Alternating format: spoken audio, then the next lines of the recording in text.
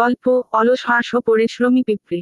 এই নামগুলো গল্পটির মূল বার্তা এবং চরিত্রগুলোর বৈশিষ্ট্যকে ফুটিয়ে তুলবে।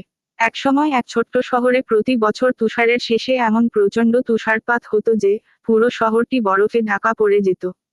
কয়েক মাস ধরে এই এলাকায় কোনো গাছপালা, পশু পাখি বেঁচে থাকতে পারত না। সেই শহরে বাস করত এক অলস হাঁস এবং একদল পরিশ্রমী পিঁপড়ে।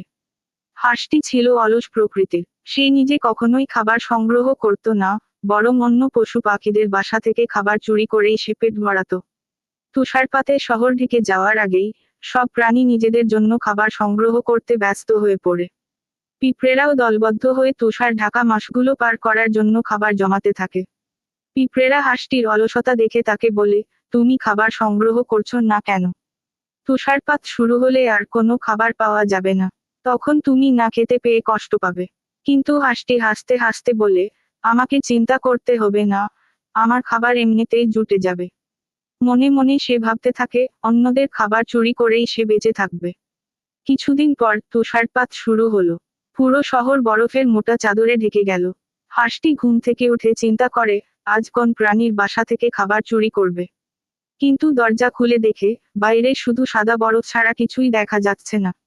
তখন সে বুঝতে পারে, অলসতার কারণে সে নিজের জন্য খাবার সংগ্রহ করেনি এবং এখন না খেয়ে মরার উপক্রম। হাঁসটি কিছু খাবারের আশায় অনেক প্রাণীর বাসায় যায়, কিন্তু তুষারপাত এত বেশি ছিল যে কেউ দরজা খুলল না। দীর্ঘক্ষণ বরফের মধ্যে হাঁটতে হাঁটতে হাঁসটি ক্লান্ত এবং ঠান্ডায় জমে যাচ্ছিল। অবশেষে সে পিঁপড়েদের বাসার সামনে গিয়ে খাবার চায়। কিন্তু কেউ তার কথা শুনতে পায়নি, আর বাসা থেকেও কেউ বের হয়নি। হাঁসটি অবসন্ন হয়ে পিঁপড়েদের বাসার সামনে পড়ে গেল। পিঁপড়েরা কিছু একটা তাদের বাসার উপর পড়তে শুনে বাইরে বেরিয়ে দেখে হাঁসটি মাটিতে পড়ে আছে। তৎক্ষণাৎ তারা দলবদ্ধ হয়ে সিদ্ধান্ত নিল, হাঁসটিকে বাঁচাতে হবে। তারা মিলে হাঁসটিকে বাসায় নিয়ে আসে এবং তাকে গরম খাবার খাওয়ায়। পিঁপড়েরা হাঁসটির যত্ন নিতে থাকে। কয়েক দিনের মধ্যে হাঁসটি পুরোপুরি সুস্থ হয়ে উঠল। তুষারপাত কমে গেলে এবং বরফ গলে যেতে শুরু করলে চারপাশে সূর্যের আলোয় সবকিছু উজ্জ্বল হয়ে উঠল। হাঁসটি তখন পিঁপড়েদের প্রতি কৃতজ্ঞ হয়ে প্রতিজ্ঞা করল যে সে আর কখনো অলস হবে না। সে অন্যদের খাবার চুরি না করে নিজের পরিশ্রমে খাবার সংগ্রহ করবে। আর এভাবেই হাঁস ও পিঁপড়েদের মধ্যে গভীর বন্ধুত্ব গড়ে উঠল। শিক্ষণীয় বার্তা। এই গল্পটি আমাদের শেখায় যে পরিশ্রম আর সততার মাধ্যমে জীবনে সাফল্য আসে।